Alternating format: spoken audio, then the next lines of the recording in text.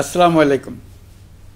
আজ আমরা পুরো জাতি একসঙ্গে স্মরণ করছি এমন একদিন যা এদেশের ইতিহাসে গভীর ছাপ রেখে গেছে।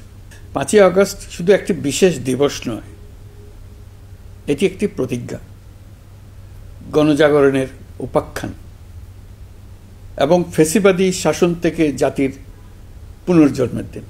আজ আমি গভীর শ্রদ্ধার সঙ্গে স্মরণ করছি 1971 সালের স্বাধীনতা যুদ্ধের সকল বীর মুক্তিযোদ্ধাদের, যাদের আত্মত্যাগে আমরা পেয়েছি স্বাধীন সার্বভৌম বাংলাদেশ।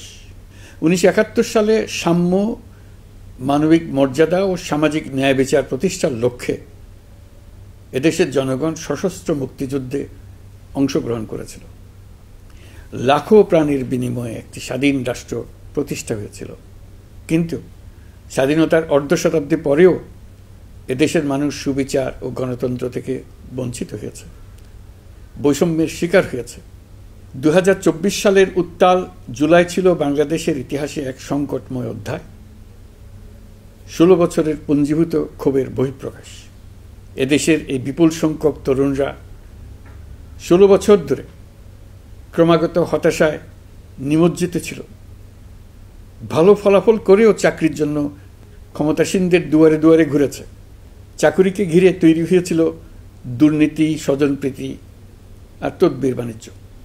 যে তরুণ ঘুষ দিতে পারেনি, এলাকার মাফিয়াদের সঙ্গে সখ্য গড়ে তুলতে পারেনি, তার চাকরি হয়নি। সরকারি চাকরিতে বৈষম্যমূলক কোটা পদ্ধতি, যেটা মূলত ছিল দুর্নীতি ও স্বজনপ্রীতির আরেকটা হাতিয়ার, এর বিরুদ্ধে তরুণ সমাজ দীর্ঘদিন ধরে প্রতিবাদ বিক্ষোভ করলেও ফ্যাসিবাদী শাসকের টনক নড়েনি।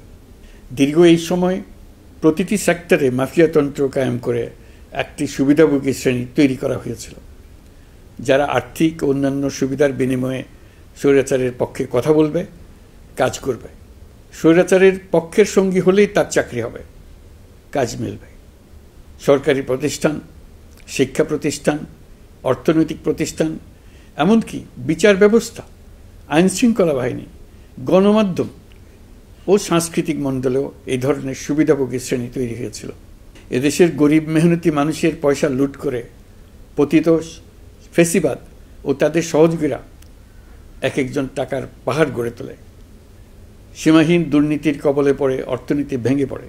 এই দেড় যুগে প্রতিটি ন্যায্য দাবি, প্রতিবাদ, বিক্ষোভ চলাকালে পুলিশের পাশাপাশি দলীয় সন্ত্রাসীরা অস্ত্র হাতে আন্দোলনকারীদের পিটিয়েছে। গত 16 বছরে যারাই সরকারের সমালোচনা করেছে, নাগরিকদের অধিকারের পক্ষে কথা বলেছে, তাদেরকে গ্রেফতার অথবা গুম করা হয়েছে। লাখ লাখ বিরোধী দলীয় রাজনৈতিক নেতাকর্মীদের নির্বিচারে আটক, গ্রেফতার করা হয়েছে। এই ভয়াবহ পরিস্থিতিতে 24 জুলাইয়ে দেশের ছাত্র সমাজ, তরুণ প্রজন্ম, সাধারণ মানুষ সবাই একত্রিত হয় এক নতুন দিনের প্রত্যাশায়। সমস্বরে তারা বলে ওঠে, এবার ফ্যাসিবাদকে যেতে হবে। তবু দেশের মানুষের বুকে গুলি চালিয়ে শেষ পর্যন্ত ক্ষমতা আঁকড়ে ধরে রাখতে চেয়েছিল ফ্যাসিবাদী সরকার। তারা নির্বিচারে গুলি করেছে, গ্রেপ্তার করেছে, ইন্টারনেট বন্ধ করে হত্যাকাণ্ডের তথ্য লুকাতে চেয়েছে। রাতের অন্ধকারে এলাকায় এলাকায় অভিযান চালিয়ে ছাত্রদের আটক করেছে। গুলিবিদ্ধ আহতদের তারা হাসপাতালে চিকিৎসা নিতে দেয়নি। হাসপাতালগুলোকে নির্দেশ দেওয়া হয়েছিল যেন আহতদের ভর্তি না করা হয়। এ কারণে বহু মানুষ চিকিৎসা না পেয়ে চিরতরে দৃষ্টি হারিয়েছে, পঙ্গু হয়েছে।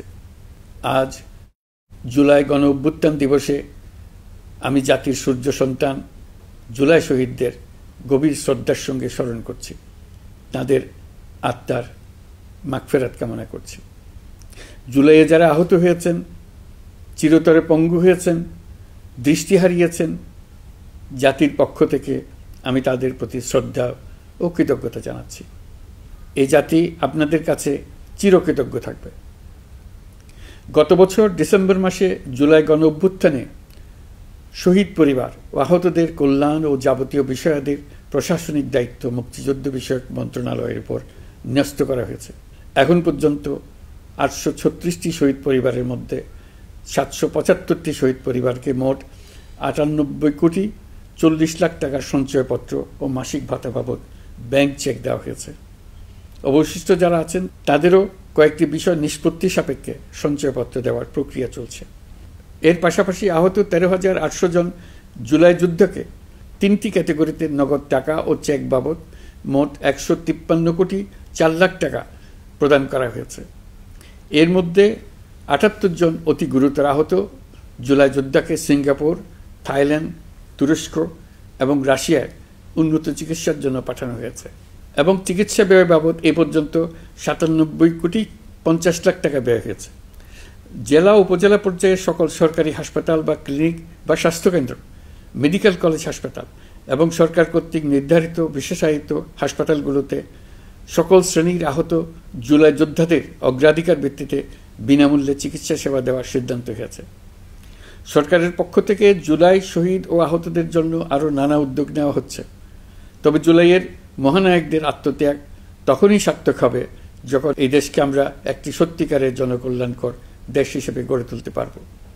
আজ আমরা কেবল অতীত স্মরণ করতে আসিনি, আমরা একটি শপথ গ্রহণ করতে এসেছি। শপথ এই, আমরা কোনো ধরনের নিপীড়নের কাছে মাথা নোয়াব না। আমরা প্রতিষ্ঠা করব একটা জবাবদিহিমূলক, মানবিক, গণতান্ত্রিক এবং বৈষম্যহীন রাষ্ট্র, এমন রাষ্ট্র যা সবসময় জনকল্যাণে কাজ করবে। জুলাই শহীদদের আত্মত্যাগ আমরা বৃথা যেতে দেব না।